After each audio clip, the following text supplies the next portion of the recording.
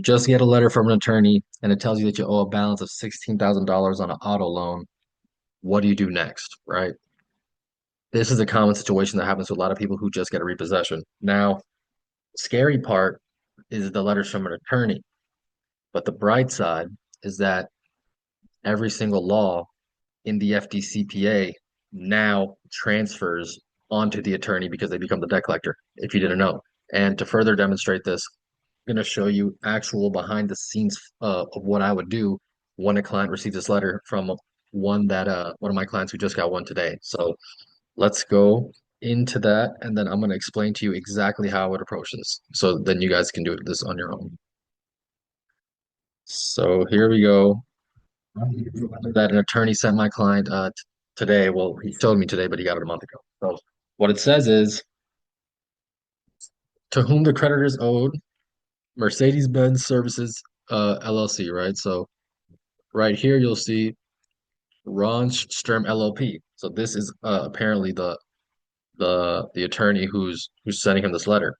Now, if you look in the letter right here, there's only two paragraphs, then it says it's communications from a debt collector, right? The the bad news, right, for you in your mind is I'm getting a letter from the attorney. It's telling me I owe a balance that I know I signed a contract for. I'm probably screwed, right? If they take me to court, I'm done for. That's what's going on in your mind. That's not what's going on in reality. So here's why.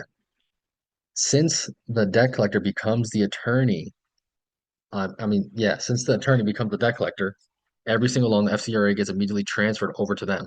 Since this happens, you have a new set of weapons that suddenly stack on your side of the of the of the lever and slingshot your power all the way up to the roof because now you have an opportunity to destroy this debt collector just off this letter alone, and I'll explain why. So this is a Dunning letter.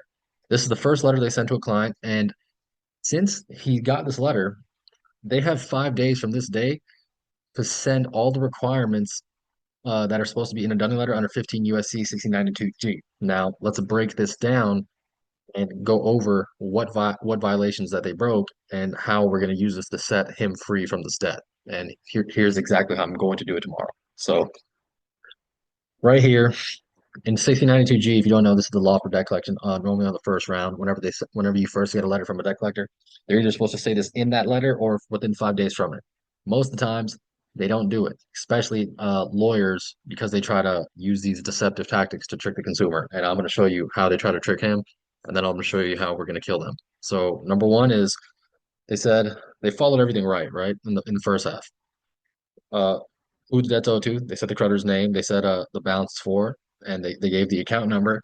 The file number, that's a bullshit. That's not even real. They just made up a file number. That has nothing to do with the collection of the debt. That's like saying that's our account number for you, right? They just say that to scare you. So that's absolutely garbage.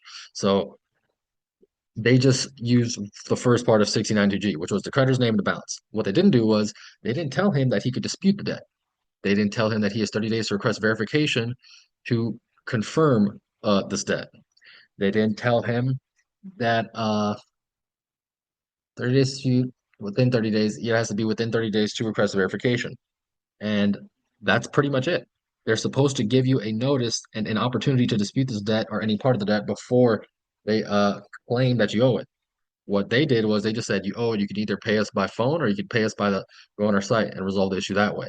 This is unfair and deceptive practices, and since they have broken the 15 USC 692G, which is a very easy violation, uh, you can use this to not only get the account deleted, if it was an actual debt collection, which this one's not. This one's going to be pure legal stuff because they're just going to try to sue him if not.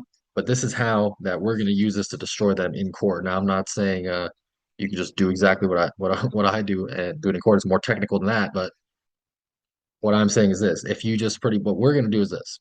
I'm going to respond saying that you violated the law under 692G by not giving us uh, uh, the opportunity to dispute the debt within 5 days, nor did you give us an opportunity to request verification or any ability to dispute the debt at all. You just simply said, "Here I am, the lawyer. You were forced to pay this." That's it. They didn't say anything that they were required to do under 692G. And if they were to take this Once I send this letter, I'm going to destroy them, rip a hole through them, and I'm going to probably uh, circle all the parts where they could have said it right or not. Like right here, I'll put according to you, I only have two options to pay this debt, and I'll use like a quote from what they said to me, and then I'll send it back to them. So I'm pretty much just gonna only focus on 6092G on the fact that they didn't give me an opportunity to dispute the debt. Now, obviously, you might still be afraid saying that since if they take me to court, I'm going to get screwed over by the fact that it's a that I signed a contract, right? But just just because you sign a contract and you technically owe the debt, if they've used these illegal practices to collect it, that forbids them to collect it uh, ever again, right? So they lose all right to collect the debt. So just because we used the 6092G successfully and we have a proof of it, and we're going to tell them this in advance, telling them that we have documented proof of this, that you did not send a follow-up letter or any letter at all, and this was all I got. But after I did my deep legal research, and we'll even send them some case law if we want, right? We've discovered that you have broken multiple laws under 6092G. This therefore it forbids you to collect this debt, and then hit them with a a stamp with 15 USC 6092K, which is the damages section in the FDCPA. So tomorrow we're going to rip a hole through their chest and let them know that we're not going to pay this debt because you've used deceptive practices. And in fact, we don't even know it. If we had an opportunity to dispute it, we would have done it twice, right? Something like that. And then send it to them. And then once they get the response, they'll have no way out because we'll have the documented evidence and we're going to submit our response through BBB and CFPB. Therefore, we will have a communication history tracked and there's going to be absolutely nothing they can do, right? So the point of this video is this. Just because you get a letter from a lawyer doesn't mean you're done for. No, you have laws that protect you because all laws in the FDCPA now slide onto the lawyer and are chaining around their neck and they have to break free from it. And if they can't, the result I just showed you is going to happen.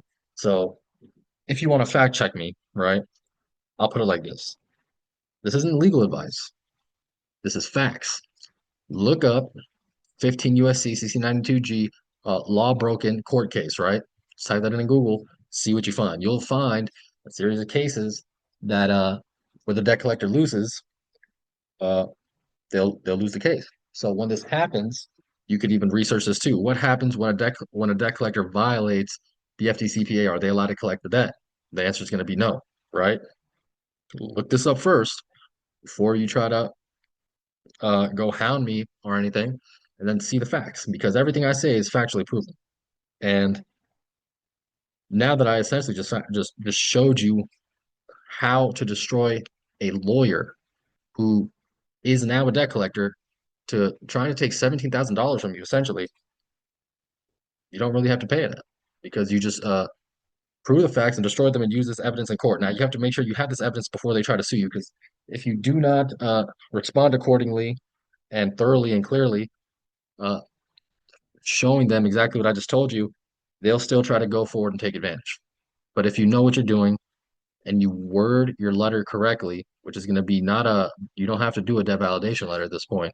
Now you're going to do a, you've broken the law letter at this point and just straight check them and say that it's already been over 5 days. I don't even have to request validation because I never even knew I had the opportunity, right? And then you just gut them like a fish right there from the start and you just go guns blazing because they've already broken the law. You do not have to do a debt validation at this point. You only have to do a legal breach. I'm protecting myself style of dispute. Now, this is some pretty advanced stuff, what I just showed you, but just research the court cases under 15 USC 692G, and then you'll learn more about what I just told you, and then you'll develop your own innate abilities to come up with stuff like this. Because I'm also just freestyling right now off the top of my head. Uh, but this is essentially the exact process I'm going to use tomorrow, and I'm going to destroy them because I've done this multiple times with other debt collectors and other lawyers. I hope you got use of this video, and let me know in the comments what you guys think. This is the real deal stuff. So hopefully you guys put it to work when this happens to you.